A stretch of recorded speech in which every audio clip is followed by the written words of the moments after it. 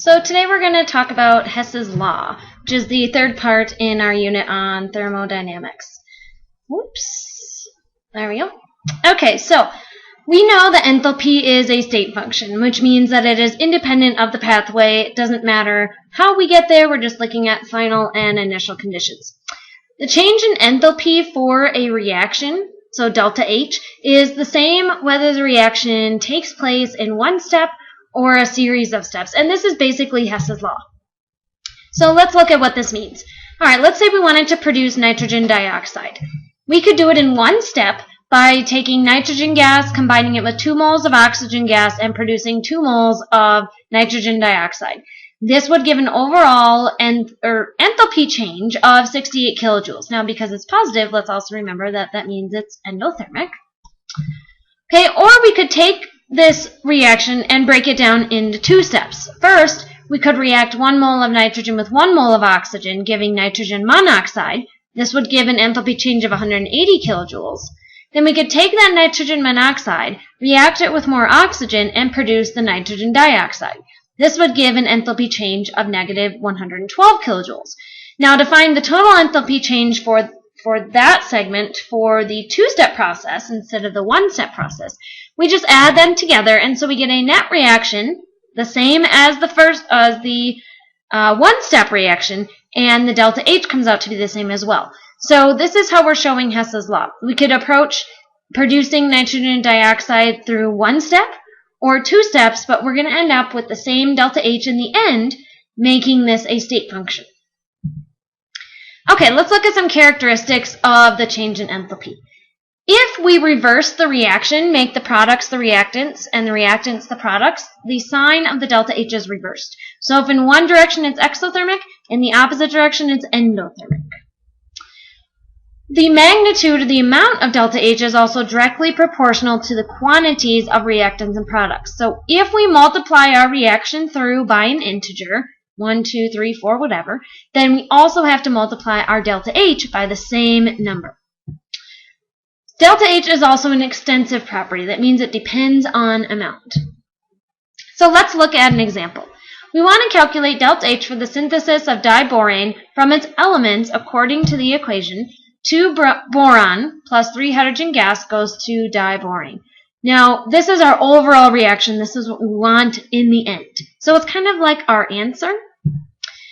We have the following data to work with. We have a series of 4 reactions, and for each reaction we have the delta H. So what we're trying to do is manipulate these 4 reactions to come up with our answer, or our overall reaction. So let's go to a new slide so we have some room. I've put the reactions up top. They're a little small, but this way we've got them. And then let's also write down the answer that we're looking for. So in the end, we want 2 boron plus 3 hydrogen gas goes to B2H6 as a gas. Okay, so what I would do is start with the first reactant. So start with the boron. Let's take a look at all 4 of our reactions and see if we can find one that contains boron either as a reactant or a product. Okay, if I take a look at my list, this first one does have boron as a solid, and it even has the same quantity. So let's separate these. So I'm going to rewrite it. So 2 boron plus 3 halves O2. Physical states are also going to be important, so make sure that you keep track of those. And then I just like to write my delta H's over here. Now, some people don't have to write everything down again, and you can keep track of it. So you pick the method that works for you. Okay, I've used this one. I can't use it again. Now let's go on to the second reactant. I need a reaction up here that has hydrogen gas. It can be a reactant. It can be a product. There don't have to be 3 of them. So if I take a look at my reactions, it looks like this third one does contain hydrogen. It is still a reactant, but I need 3 of them. And so this is where, when we talked about how if we multiply the reactants and products, we have to multiply the delta H. So I'm going to go through and multiply this entire reaction by 3. So that makes 3 halves O2. And that makes 3H2O liquid. So now my delta H also gets multiplied by 3. And I'm just going to leave it like that for now. So I'm done with this one. Okay, now let's move on to the last part of our answer, which is our diborane. So I need a reaction that contains B2H6. Well, if I take a look at the two that are left, the second one does contain B2H6, but it's a reactant, not a product. And so I need to flip the reaction. And so when I flip it, that also changes the sign on the delta H.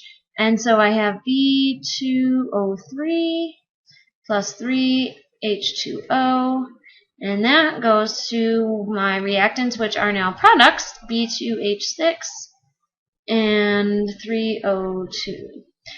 Now, when I change the products and reactants, I also have to change the sign, so that makes delta H a positive 2035 kilojoules.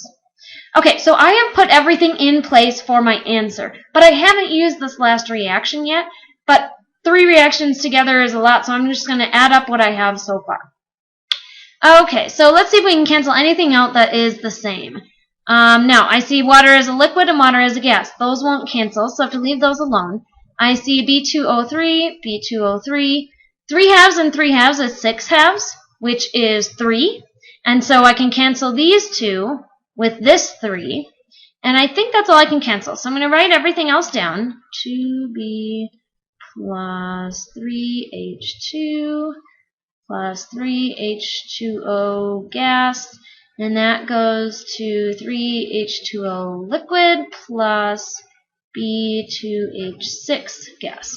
Now I'm going to add up all of my delta H's, just these 3 that I manipulated, multiplying this one by 3, making this one positive. I've already done that for you. It ends up being negative 96. Well, I've got some extra things in here that don't belong in my answer, and so I need to get rid of the water as a gas and the water as a liquid. So let's go back up to what I had to work with. I do have these in the right order, so I can cancel the liquid and cancel the gas. I just need 3 of all of them. And so I'm going to multiply that whole reaction by 3. So 3H2O as a liquid goes to 3H2O as a gas. And the delta H is 44 times 3. So now I'll add all of this up. My waters cancel, my liquids cancel, and I've got 2 boron plus 3H2 goes to B2H6.